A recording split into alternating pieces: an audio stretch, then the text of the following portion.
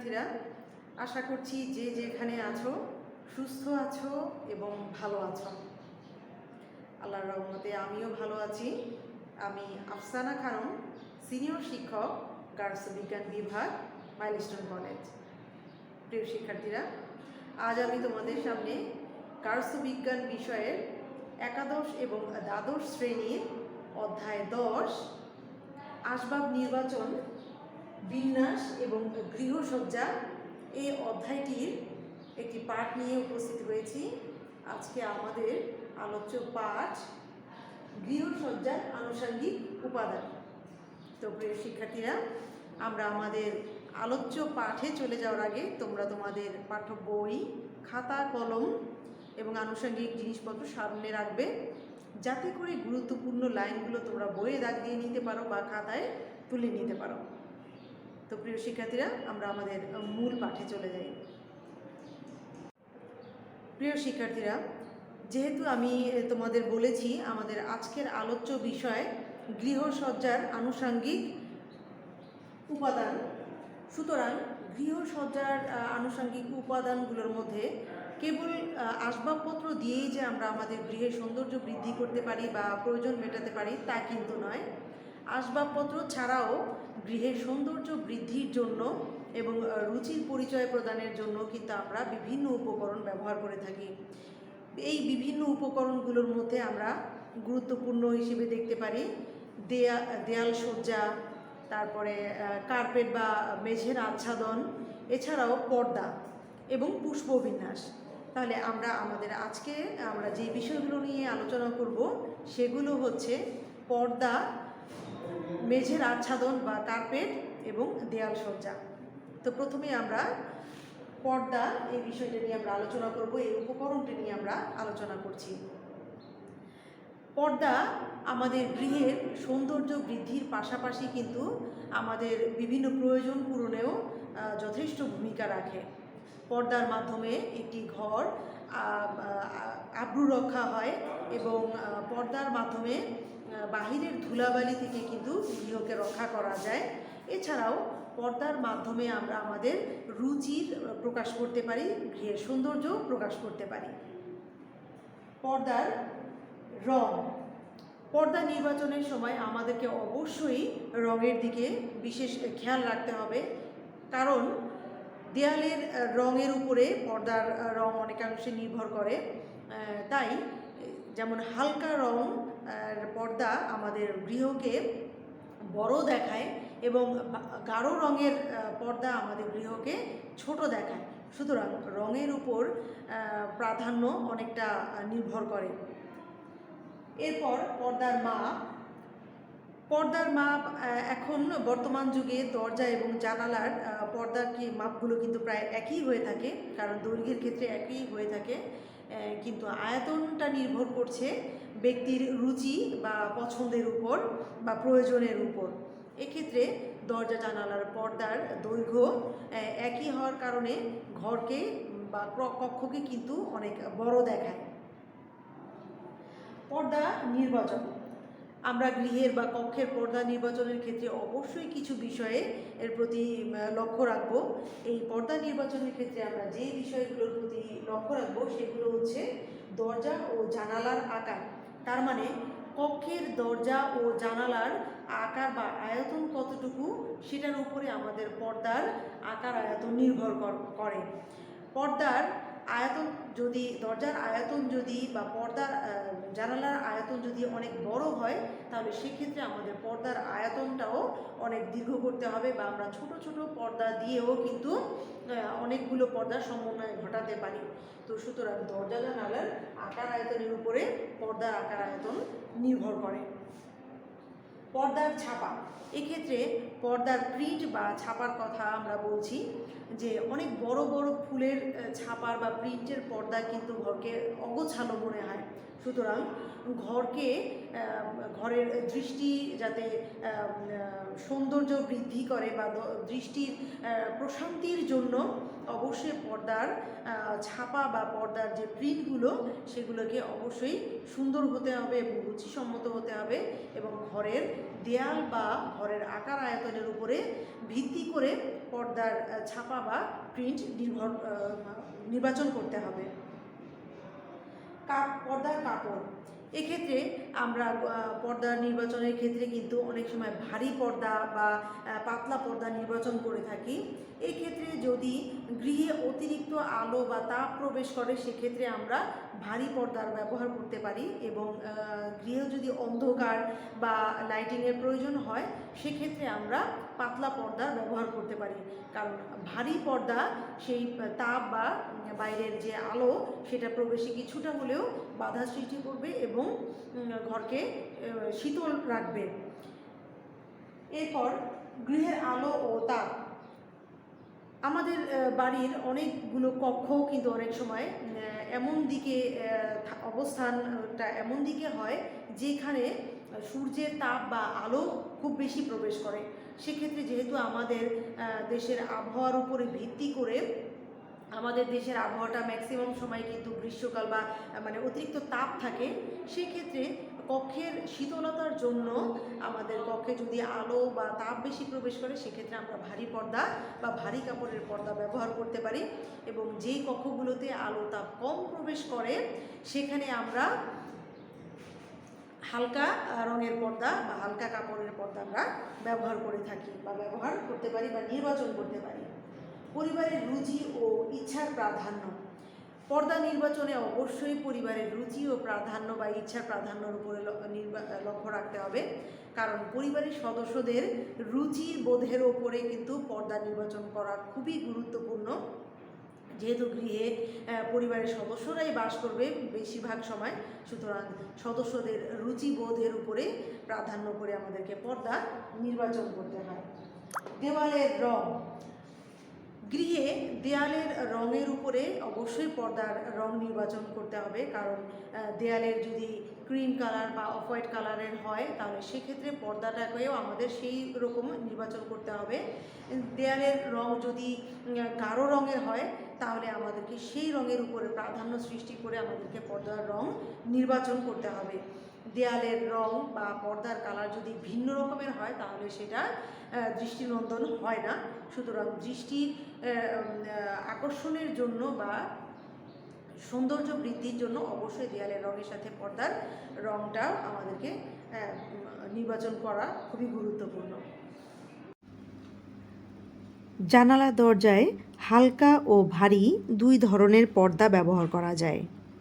পর্দা পাতলা হলে সহজে ঘরে বাতাস প্রবেশ করে, আবার ভারী পর্দা সূর্যের তাপ থেকে রক্ষা করে। পর্দা 1 বা 2 পাল্লার হতে পারে। 2 পাল্লার পর্দা বর্তমানে বেশি ব্যবহৃত হয়, কারণ এটি ব্যবহার করা সুবিধাজনক। পর্দার একটি নির্দিষ্ট মাপ আছে, এই মাপ হবে জানালা বা দরজার চওড়ার দ্বিগুণ। এতে টানা অবস্থায় পর্দায় পর্যাপ্ত কুচি ও ভাঁজ পড়বে এবং সুন্দর দেখাবে। পর্দার নকশা নানা ধরনের হতে পারে, যেমন 1 পাল্লার, 2 পাল্লার ও ওপরে ঝালর সহ পর্দা। তবে পর্দার আয়তন, রং, জমিন, নকশা, প্রিন্ট ইত্যাদি নির্ভর করে ঘরের আকার, আয়তন, আসবাবপত্রের রং ও আকার আয়তনের ওপর। আসবাবের রং ঘরের মেঝে ও দেয়ালের রঙের সাথে সমন্বয় রেখে পর্দার রং নির্বাচন করতে হয়। পর্দা নির্বাচনে রঙের উষ্ণ ও শীতল ভাব বিবেচনা করতে হবে। আমরা অনেক সময় আমাদের ফার্নিচার, তারপর দেয়ালের রং বিভিন্ন বিষয়বস্তুর সাথে মিল রেখে আমাদের পর্দার রং নির্বাচন করে থাকি। এতে ঘরের সৌন্দর্য অনেকাংশে বেড়ে যায়। প্রিয় শিক্ষার্থীরা, এখন আমরা দেখব মেঝের আচ্ছাদন বা কার্পেট। মেঝের আচ্ছাদন হিসেবে শতরঞ্জি, মাদুর, উল, সুতার ব্যবহার আমরা লক্ষ্য করে থাকি। এক্ষেত্রে কার্পেট যেহেতু একটি বসার ঘরের আকর্ষণীয় বস্তু, সেহেতু এই কার্পেট বিভিন্ন উল বা সুতার তৈরি হয়ে থাকে এবং রঙিন হয়ে থাকে। ঘরের উজ্জ্বলতা বৃদ্ধির জন্য এবং সৌন্দর্য বৃদ্ধির জন্য এতে বিভিন্ন নকশার প্রচলন আমরা দেখে থাকি। এছাড়াও উল সুতা ছাড়াও বিভিন্ন কৃত্রিম তন্তু দিয়েও কিন্তু কার্পেট তৈরি করা হয়ে থাকে। কার্পেট কক্ষের মাঝখানের অংশ অথবা পুরো সম্পূর্ণ কক্ষের আচ্ছাদন হিসেবে ব্যবহার করা হয়ে থাকে। গৃহসজ্জার জন্য কার্পেট ব্যবহার করা হয়, তাই কার্পেট ব্যবহারে আমাদেরকে কিছুটা সতর্কতা অবলম্বন করতে হবে এবং যত্নশীল হতে হবে। আর এই কার্পেট ব্যবহারের ক্ষেত্রে কিছু সতর্কতা আমরা অবলম্বন করতে পারি, যেমন যেহেতু কার্পেট একটু ভারী এবং আকারে বড় হয়ে থাকে, তাই এটিকে কিন্তু আমরা সহজে ধৌত করতে পারি না। সুতরাং ধুলাবালি জমে যাতে কার্পেট অতিরিক্ত নোংরা না হয়ে যায়, সেক্ষেত্রে আমরা ব্রাশের মাধ্যমে ধুলাবালি পরিষ্কার করতে পারি। এছাড়াও কার্পেট যদি কখনো পানি পড়ে যায়, তাহলে সেক্ষেত্রে কার্পেটকে আমরা রোদ্রে দেওয়াটা ঠিক না। এই কারণে যেহেতু কার্পেটের মধ্যে কাঁচা রং ব্যবহার করা হয় এবং বিভিন্ন রঙিন সুতার ব্যবহার করা হয়, এতে করে রোদ্রে দিলে কার্পেট জ্বলে যেতে পারে এবং রং ফ্যাকাশে হয়ে যেতে পারে। আর ফ্যাকাশে বা ঔজ্জ্বল্যতাহীন কার্পেট গৃহে ব্যবহার না করাই ভালো, এতে গৃহের সৌন্দর্য নষ্ট হয়। এবং আমাদের গ্রীষ্মপ্রধান এই দেশে যেহেতু ধুলাবালির প্রকোপটা অনেক বেশি, সুতরাং বাইরে থেকে অনেকে নোংরা জুতা পরিধান করে যদি কার্পেটের উপরে প্রবেশ করে, কার্পেটের রুমে প্রবেশ করে, তাহলে সেক্ষেত্রে কার্পেট খুব দ্রুত নোংরা হয়ে যায়। সেই ক্ষেত্রেও আমাদেরকে সতর্কতা অবলম্বন করতে হবে। কার্পেট বসার ঘরের একটি আকর্ষণীয় বস্তু। বিভিন্ন প্রকার রঙের সুতা ও নকশার সন্নিবেশে কার্পেট প্রস্তুত হয়। কার্পেট সাধারণত পাট ও উল সুতায় প্রস্তুত হয়। ইদানিং কৃত্রিম সুতা ও মিশ্র সুতার দ্বারাও কার্পেট প্রস্তুত হয়ে থাকে। কার্পেট কক্ষের মাঝখানে স্থাপন করা হয়। কখনো কখনো কক্ষের সম্পূর্ণ মেঝে কার্পেট দ্বারা আচ্ছাদিত করা হয়। প্রিয় শিক্ষার্থীরা, এবার আমরা দেয়াল সজ্জা নিয়ে আলোচনা করব। এক্ষেত্রে কক্ষের দেয়াল সজ্জিত করার জন্য যে সমস্ত সামগ্রী ব্যবহার করা হয় তাকে দেয়াল সজ্জা বলে। দেয়ালে বিভিন্ন রকমের ছবি টানিয়ে আমরা দেয়ালকে সুসজ্জিত করতে পারি। এক্ষেত্রে পারিবারিক ছবি, বিভিন্ন বিখ্যাত ব্যক্তিবর্গের ছবি, টেরাকোটা, প্রাকৃতিক দৃশ্য, ফুল লতা পাতার ছবি, দেয়াল ঘড়ি, ক্যালেন্ডার ইত্যাদির মাধ্যমেও কিন্তু আমরা আমাদের দেয়ালের সৌন্দর্য বৃদ্ধি করতে পারি। এক্ষেত্রে অবশ্যই অপ্রয়োজনীয় ছবির সন্নিবেশ ঘটালে দেয়ালের বা গৃহের বা কক্ষের সৌন্দর্য বিঘ্নিত হয়। তাই ছবি টানানোর ক্ষেত্রে অবশ্যই রুচিসম্মত হতে হবে এবং দেয়ালের রং এবং দেয়ালের আকার বা কক্ষের আকার এর উপর ভিত্তি করে ছবি বা দেয়াল সজ্জা টানাতে হবে। ছোট দেয়ালে ছোট ছবি এবং বড় দেয়ালে বড় ছবি টানিয়ে দেয়ালের সৌন্দর্য বৃদ্ধি করা যায়। শিক্ষার্থীরা, দেয়ালে ছবি টানানোর ক্ষেত্রে কিছু বিষয়ের উপরে আমাদেরকে লক্ষ্য রাখতে হবে বা কিছু নিয়ম আমাদেরকে মেনে ছবি টানাতে হবে। সেক্ষেত্রে কক্ষের ব্যবহারের উপর ভিত্তি করে চিত্রকর্ম নির্বাচন করতে হবে। অর্থাৎ শোবার ঘরে পারিবারিক ছবি এবং বসার ঘরে বিভিন্ন বিখ্যাত ব্যক্তির চিত্রকর্ম বা বিখ্যাত ব্যক্তির ছবি আমরা টানাতে পারি। এছাড়াও খাবার ঘরে ফলের ছবি বা খাবারের ছবি এবং শিশুদের কক্ষে ফুল লতাপাতা অথবা কার্টুন পশু পাখির ছবি আমরা টানাতে পারি। কক্ষের আকারের সাথে সামঞ্জস্য রেখে দেয়াল সজ্জা, অর্থাৎ কক্ষের আকার যদি বড় হয় তাহলে আমরা বড় ছবি দিয়ে দেয়ালে সজ্জা ব্যবহার করতে পারি, অথবা কক্ষের আকার যদি ছোট হয় তাহলে আমরা ছোট ছবি দিয়ে দেয়াল সজ্জা করতে পারি। দেওয়ালের আকারের দিকে খেয়াল রেখে দেওয়াল সজ্জা, অর্থাৎ দেয়াল যদি লম্বা আকৃতির হয় তাহলে লম্বা ছবি অথবা দেয়ালের আকৃতি যদি ছোট হয় সেক্ষেত্রে ছোট ছবির মাধ্যমে বা দেয়াল সজ্জার মাধ্যমে সামগ্রী দিয়ে আমরা দেয়ালকে সুসজ্জিত করতে পারি। দেওয়ালের ত্রুটি, অনেক সময় আমাদের কক্ষের বিভিন্ন দেয়ালে বিভিন্ন ধরনের ত্রুটি আমরা দেখতে পাই বা ত্রুটি হয়ে থাকে। সেক্ষেত্রে সেই ত্রুটিটিকে এমনভাবে দেয়ালের ছবি বা সজ্জা দিয়ে আমরা ঢেকে দিতে পারি যাতে করে সেই ত্রুটি আমাদের দৃষ্টিগোচর না হয়। তাহলে ছবির মাধ্যমে বা বিভিন্ন চিত্রকর্ম বা দেয়াল সজ্জার মাধ্যমে কিন্তু আমরা দেওয়ালের ত্রুটিকে খুব সহজেই ঢেকে দিতে পারি। দেয়াল সজ্জার উচ্চতা, আমরা ছবি টানানোর সময় বা বিভিন্ন চিত্রকর্ম বা সজ্জা সামগ্রী টানানোর ক্ষেত্রে অবশ্যই দেয়ালের উচ্চতার দিকে লক্ষ্য রাখবো, কারণ দেয়ালের উচ্চতার সাথে সামঞ্জস্য রেখে যদি আমরা ছবি টানাই তাহলে আমাদের সেটা দৃষ্টি বরাবর হয়, তাহলে সেটা দৃষ্টির জন্য এবং দেখতেও সৌন্দর্য বৃদ্ধি করে এবং দৃষ্টিপাতের ক্ষেত্রে সুবিধাজনক হয়। সুতরাং ছবি টানানোর ক্ষেত্রে বা দেয়াল সজ্জার সামগ্রী টানানোর ক্ষেত্রে অবশ্যই আমাদের দেয়ালের উচ্চতার উপরে ভিত্তি করে ছবি টানাতে হবে। শিল্পনীতির প্রয়োগ, শিল্পনীতির প্রয়োগ এক্ষেত্রে শিল্পনীতি সমতা, অনুপাত, তারপরে হচ্ছে ছন্দ, এগুলোর উপরে কিন্তু ভিত্তি করে আমাদের দেয়ালে সজ্জা সামগ্রী অবশ্যই টানাতে হবে। এগুলোর উপরে ভিত্তি করে যদি আমরা দেয়াল সজ্জা বা সামগ্রী টানিয়ে থাকি বা আচ্ছাদিত করে থাকি তাহলে সেটা অবশ্যই রুচিবোধের প্রকাশ করে এবং সৌন্দর্য বৃদ্ধিতে সহায়ক ভূমিকা পালন করে থাকে।